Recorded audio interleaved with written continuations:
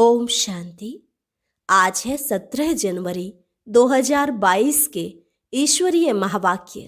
पहले सुनते हैं मुरली के मुख्य पॉइंट्स। बाबा ने कहा, तुम्हें सबको बताना है कि विश्व में स्वर्ग की स्थापना करने वाला विश्व का मालिक शिव बाबा है। वही भारत की बिगड़ी को बनाते हैं। सेकंड में जो भारत कौड़ी जैसा बन गया था, अब उसे हीरे जैसा बना रहे हैं। बच्चे जानते हैं गालियां तो खाना ही है। भारत में देवताएं भी गाली खाते आए हैं, लेकिन तुम बच्चों में जो विशाल बुद्धि हैं उनको बहुत खुशी रहेगी। विशाल बुद्धि उन्हें कहेंगे जो पहले स्वयं धारणा कर फिर दूसरों को भी कराते हैं। कल्प पहले जिन्होंने समझा है केवल वही इन बातों को समझेंगे। यहाँ तो पवित्र रहने की मेहनत करनी पड़े। फिर कहा, तुम हो शिव शक्ति सेना। पहले स्वयं बाप से अविनाशी ज्ञान रत्नों की झोली भरते, फिर भारत की झोली भरते हो। अब यह भारत बहुत साहूकार हो जाएगा। संगम है ही कल्याणकारी, क्योंकि संगम युग पर ही दुनिया बदलती है। जो बच्चे अभी झोली भरते हैं, राज्य भाग्य भी वही लेंगे।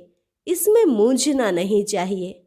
आगे कहा, बाप देखो कितना मीठा है, वह तुमको भी इतना मीठा बना रहे हैं, तो उनको याद करना चाहिए ना। याद से ही विकर्म विनाश होंगे और तुम बाप के पास चले आएंगे। और लास्ट में बाबा ने कहा, जैसे शुरू में तुमको साक्षात्कार हुए, ऐसे पिछाड़ी के समय भी होंगे। उधर हाहाकार होगा और यहाँ तुम बड़े खुशी में रहेंगे। जब जास्ती हंगामे होंगे तो बच्चे मधुबन में आकर इकट्ठे होंगे, लेकिन सभी तो यहाँ नहीं आएंगे। जो सपूत बच्चे बाबा के मददगार होंगे वही आएंगे। और अब सुनते हैं महावाक्यों को विस्तार से। मुरली का सार। मीठे बच्चे, प्यार से मुरली सुनो और सुनाओ। ज्ञान रत्नों से अपनी झोली भरपूर करो, तब भविष्य में राज्य अधिकारी बनेंगे। प्रश्न, शिव बाबा को भोलानाथ क्यों कहा गया है? उत्तर, क्योंकि शिव बाबा सब बच्चों की बिगड़ी को एक सेकंड में बना देते हैं। कहते भी हैं राजा जनक को सेकंड में जीवन मुक्ति मिली, तो एक जनक की बात नहीं, तुम सबको बाप एक सेकंड में जीवन मुक्ति दे देते हैं। भारत की बिगड़ी को बना देते हैं। दुखी बच्चों को सदा के लिए सुखी बना देते हैं। इसलिए उन्हें सब भोलानाथ कहकर याद करते हैं। शंकर को भोलानाथ नहीं कहेंगे। गीत, भोलेनाथ से निराला कोई और नहीं, बिगड़ी को बनाने वाले से निराला कोई और नहीं। ओम शांति। भोलानाथ बाप का बच्चों प्रति पहले पहले डायरेक्शन है कि भोलानाथ की याद में रहो। मनुष्य को भोला नहीं कहा जाता, भोलानाथ शिव बाबा को ही कहेंगे। शंकर को भी भोलानाथ नहीं कह सकते। जो बिगड़ी को बनाने अर्थात दुखी को सुखी बनाने वाला है, उसको ही भोलानाथ कहा जाता है। बिगड़ी भी भारतवासियों की है, तो भारत की बिगड़ी को बनाने वाला भी जरूर भारत में ही आएगा ना। बिगड़ी को बनाने की युक्ति सेकंड में बतलाते हैं। जनक को भी युक्ति दी थी। बिगड़ी भी कोई एक की नहीं बनती। अगर जनक की बिगड़ी बनाई और उसने जीवन मुक्ति पाई, तो जरूर राजधानी होगी। उनके साथ बहुतों को जीवन मुक्ति मिली होगी। भारतवासी यह भी समझते हैं कि भारत जीवन मुक्त था। जीवन मुक्त कहा जाता है स्वर्ग को, जीवन बंद कहा जाता है नर्क को। यह है राजयोग। राजयोग से ही राजाई की स्थापना होती है, एक जनक की बात नहीं। भगवान ने राजयोग सिखाया तो राजाई भी दी है। बरोबर देखते हैं सतयुग के लक्ष्मी नारायण ने राजाई कैसे पाई। अभी तो है कलयुग, प्रजा का प्रजा पर राज्य स्थापन हो चुका है। यह है पंचायती राज्य। इसके बाद है सतयुग। तुम जानते हो लक्ष्मी नारायण ने आगे जन्म में ऐसा कर्तव्य किया है, तब सूर्यवंशी राजाई पाई है। फिर है चंद्रवंशी। वह तो राज्य की ट्रांसफर होती है। तुम जानते हो गीता है सर्वोत्तम धर्म शास्त्र, जिससे 3 धर्म स्थापन होते हैं और हर एक धर्म का शास्त्र एक ही होता है। संगम का भी एक ही शास्त्र है। महिमा भी गीता की ही है, जिससे सबको सद्गति होती है। तो सद्गति करने वाला एक ही है। गीता में बरोबर रुद्र ज्ञान यज्ञ का भी वर्णन है, जिससे इस पुराने नरक का विनाश होता है और स्वर्ग की स्थापना भी होती है। इसमें मूझने की तो बात ही नहीं। बाबा ने समझाया है, पहले पहले बाप का परिचय देना है कि विश्व में स्वर्ग की स्थापना करने वाला विश्व का मालिक ठहरा। वह है सबका बाप। फिर यह लक्ष्मी नारायण है विश्व के मालिक। उन्हों को जरूर शिव बाबा ने राज्य दिया होगा। अभी तो कलयुग है। भारत कौड़ी जैसा है। कर्ज बढ़ता जा रहा है, इसलिए सोना लेने का प्रबंध करते रहते हैं। भारत फिर हीरे जैसा कैसे बनेगा? लक्ष्मी नारायण को स्वर्ग की राजाई मिली है ना, यह भी तुम बच्चे जानते हो। गालियां तो खाना ही है। भारत में देवताएं भी गाली खाते आए हैं और देश वाले तो बहुत महिमा करते हैं। वे जानते हैं कि यह प्राचीन भारत के मालिक थे। अभी तुम बच्चे प्रैक्टिकल देख रहे हो। तुम बच्चों में जो विशाल बुद्धि है, उन्हों को ही खुशी होगी। विशाल बुद्धि वह है जो धारण कर और फिर दूसरों को कराते हैं। ऐसे मत समझो वहाँ सत्संगों आदि में तो 5-10 हजार लोग रोज जाते हैं, यहाँ तो इतने आते नहीं हैं। भक्ति तो वृद्धि को जरूर पाती रहेगी। उनसे यह कलम लगता रहेगा। जिन्होंने कल्प पहले समझा है, वही इन बातों को समझ सकते हैं। लोग तो कथा सुनाते हैं और सुनने वाले सुनकर घर चले गए, बस। यहाँ तो कितनी मेहनत करनी पड़ती है। पवित्रता पर कितने हंगामे होते हैं। गवर्नमेंट भी कुछ नहीं कर सकती। यह पांडव गवर्नमेंट तो गुप्त है। अंडरग्राउंड सेना एक नाम है। तुम शक्ति सेना गुप्त हो। तुमको कोई समझ ना सके। तुम हो नॉन वायलेंस शक्ति सेना। इसका अर्थ कोई समझ ना सके। गीता के अक्षर का भी अर्थ समझ ना सके। बाप खुद बोलते हैं, यह नॉलेज प्राय लोप हो जाती है। लक्ष्मी नारायण में भी यह ज्ञान नहीं रहता। मैं जो यह ज्ञान सुनाकर राजधानी स्थापन करता हूँ, वह कोई की बुद्धि में नहीं है। यह बाबा भी गीता आदि पढ़ते थे, परंतु यह बातें थोड़ी ही बुद्धि में थी। अभी देखो सेंटर्स भी कितने खुलते जाते हैं। पवित्रता पर विघ्न भी पड़ रहे हैं। प्रैक्टिकल में आगे भी पढ़ते थे। उन गीता पाठशालाओं में विघ्न की बात नहीं रहती।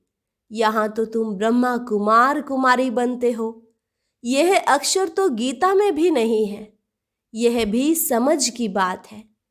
प्रजापिता ब्रह्मा के बच्चे ब्रह्मा कुमार कुमारी तो हर एक मनुष्य है, न कि सिर्फ भारतवासी, परंतु सारी सृष्टि के मनुष्य सब हैं। सभी प्रजापिता ब्रह्मा को एडम कहते हैं। जानते हैं वह मनुष्य सृष्टि का पहला हेड है। ह्यूमैनिटी स्थापन करने वाला है। ऐसे नहीं कि सृष्टि होती ही नहीं है। फिर ब्रह्मा पैदा हुआ, उनके मुख से मनुष्य रचे जाते हैं, नहीं। अगर कोई भी मनुष्य ना हो तो फिर मुख वंशावली भी पैदा हो न सके। ना ब्रह्मा मुख वंशावली, ना ब्रह्मा कुख वंशावली हो सके।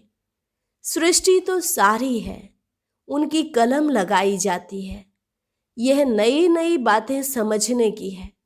किसकी बुद्धि में बैठने में टाइम लगता है। कोई तो 1 मास में भी खड़े हो जाते हैं। जैसे देखो बेंगलोर के अंगना बच्चे को कितना नशा चढ़ा हुआ था, जो हमारे पास 20 वर्ष वाले को भी नशा नहीं है। खुशी में डांस करता था, भगवान मिल गया। खुशी की बात है ना। भगवान आकर रक्षा करते हैं माया से, फिर स्वर्ग की राजाई स्थापन करते हैं। बाबा तो बहुत क्लियर समझाते हैं।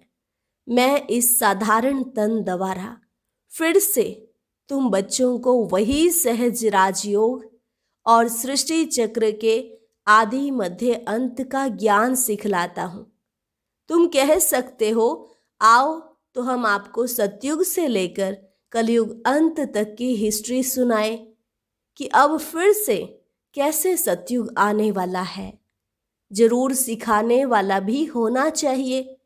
हमको सिखलाते हैं तब तो हम समझा सकते हैं ना। बाकी तो जो गीता सुनाने वाले हैं उनसे तो तुम लोगों ने बहुत सुना है, बहुत लेक्चर्स होते रहते हैं, परंतु वह इस धर्म के न होने कारण इस तरफ खींचते नहीं हैं। जब तुम्हारा प्रभाव निकलेगा फिर वृद्धि होगी, धीरे धीरे वृद्धि होती रहेगी। यह तो जानते हैं भारत कितना कंगाल है। मनुष्य भूख बहुत मरते हैं, दुखी होते हैं, भगवान की भक्ति करते हैं कि आकर दुख से छुड़ाओ। तुम बच्चे जानते हो सुखी सृष्टि कब होती है। यहाँ तुम बच्चों की झोली भर रही है इन अविनाशी ज्ञान रत्नों से। आगे तो सब सुनते सुनाते थे, परंतु उसमें झोली भरने का प्रश्न नहीं। झोली अभी सिर्फ तुम्हारी भर रही है, और जो टेप सुनेंगे व मुरली पढ़ेंगे व सुन रहे होंगे वह भी झोली भर रहे हैं। तुम हो शिव शक्ति सेना, भारत की झोली भरने वाले। भारत बहुत साहूकार हो जाएगा, परंतु जो झोली भरते हैं राज्य तो सिर्फ वही करेंगे ना।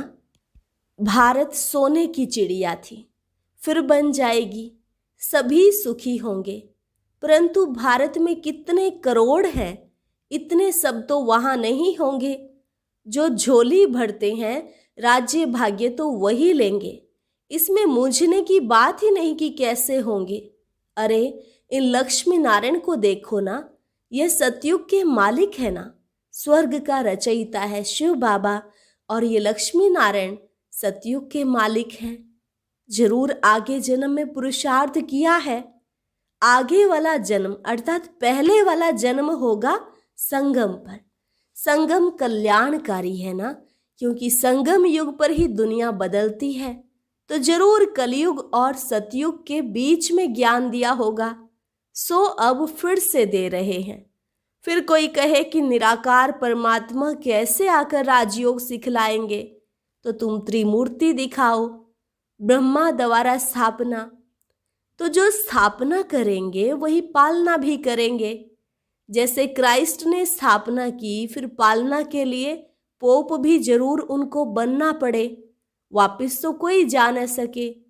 पालना जरूर करनी है, पुनर्जन्म लेना ही है, नहीं तो सृष्टि बढ़े कैसे। जबकि सतयुग त्रेता में पहले देवताओं का राज्य था, तो सबसे जास्ती आदमशुमारी जरूर इन्हों की होनी चाहिए। फिर क्रिश्चियंस की जास्ती क्यों है? फिर लाखों वर्ष की भी कोई बात नहीं है। यह सब बातें समझेंगे वही जो अपने घराने के होंगे, औरों को तीर लगेगा नहीं। यह ज्ञान का तीर है ना। बाबा कहते हैं भले किसको भी ले आओ तो ज्ञान बाण लगाएं, होगा ब्राह्मण कुल का तो तीर लगेगा। शास्त्रों में दिखाते हैं लड़ाई में यादव कौरव मारे गए, पांडव 5 थे, फिर हिमालय पर जाकर गल मरे। अब ऐसे तो हो नहीं सकता, गाया भी जाता है जीव घाती महापापी। आत्मा का कभी घात नहीं होता है, आत्मा खुद जाकर शरीर का घात अथवा विनाश करती है। अब पांडव जिन्हों को श्रीमत देने वाला परमात्मा था, वह जाकर पहाड़ों पर गल गए, यह तो हो नहीं सकता। अच्छा, वह तो 5 पांडव थे, बाकी और पांडव कहाँ गए? सेना तो दिखाई नहीं है। तुम जानते हो विनाश कैसे होगा, तुम देखेंगे भी। तुम बच्चों को साक्षात्कार भी बहुत होंगे। शुरू में तुमको बहुत साक्षात्कार होते थे। कभी लक्ष्मी को, कभी नारायण को इनवाइट करते थे। कितने साक्षात्कार होते थे। फिर पिछाड़ी के टाइम पर जब हाहाकार होगा, तब फिर तुमको साक्षात्कार होंगे। हंगामे होंगे तो तुम बच्चे आकर यहाँ इकट्ठे होंगे। इसलिए मधुबन में जास्ती मकान बनाते रहते हैं। फिर तुम बच्चों को इन साक्षात्कार से खुशी में लाते रहेंगे। परंतु मासी का घर नहीं है जो सब यहाँ आ जाए। जो सपूत बच्चे बाबा के मददगार होंगे वही आएंगे। अगर पांडवों के गलने की बात होती तो फिर मकान ही क्यों बनाते। कोई भी बात में मूंझते हो तो अनन्य बच्चों से पूछ सकते हो। नहीं तो यह ब्रह्मा बाबा बैठा है, यह नहीं बता सकता तो बड़ा बाबा शिव बाबा बैठा है। यह तो समझाया है कि अभी बहुत कुछ समझने का बाकी है। सारे चक्र का राज बाबा समझाते रहते हैं। कितनी पॉइंट्स निकलती रहती हैं। अजुन टाइम पड़ा है तो जरूर और भी समझाना होगा, परंतु पहले मूल बात यह जरूर लिखाना है, एकदम ब्लड से लिखवाना है कि हमको निश्चय है कि बरोबर परम पिता परमात्मा पढ़ाते हैं। ऐसे नहीं सिर्फ लिखने से ही बदल जाते हैं। कहते हमने तो ऐसे ही लिख दिया। जास्ती कोई से माथा नहीं मारना है। बोलो भगवानु आज। भगवान हम शिव बाबा को मानते हैं। वो ज्ञान का सागर सत्यचित है। उनको अपना शरीर तो है नहीं, तो जरूर साधारण तन का आधार लेंगे ना। तो पहले पहले बाप कहते हैं मामेकम याद करो, देह के सब धर्म छोड़ मुझे याद करो तो विकर्म विनाश होंगे और मेरे पास चले आएंगे। और चक्र को याद करने से तुम चक्रवर्ती राजा बनेंगे। बाबा कितना मीठा है और बनाते भी देखो कितना मीठा है। सतयुग की निशानियां हैं, वह फिर रिपीट जरूर होंगी। कलयुग भी है, अभी तुम राजयोग सीख रहे हो। विनाश सामने खड़ा है, और क्या सबूत देवें। अच्छा, मीठे मीठे सिके लधे बच्चों प्रति मात पिता बाप दादा का याद प्यार और गुड मॉर्निंग। रूहानी बाप की रूहानी बच्चों को नमस्ते। रूहानी बच्चों की रूहानी बाप दादा को नमस्ते नमस्ते, गुड मॉर्निंग। धारणा के लिए मुख्य सार। पहली पॉइंट, बाप समान बनना है। भगवान आकर माया से हमारी रक्षा करते हैं, इस खुशी में रहना है। किसी भी बात में मूंझना नहीं है। सपूत बच्चा बन बाप का पूरा पूरा मददगार बनना है। वरदान, ब्रह्मा बाप के संस्कारों को स्वयं में धारण करने वाले स्व परिवर्तक सो विश्व परिवर्तक भव। ब्रह्मा बाप के संस्कारों को स्वयं में धारण करने वाले स्व परिवर्तक सो विश्व परिवर्तक भव। जैसे ब्रह्मा बाप ने जो अपने संस्कार बनाए, वे सभी बच्चों को अंत समय में याद दिलाए। निराकारी, निर्विकारी और निरहंकारी। तो यह ब्रह्मा बाप के संस्कार ही ब्राह्मणों के संस्कार नेचुरल हो। सदा इन्हीं श्रेष्ठ संस्कारों को सामने रखो।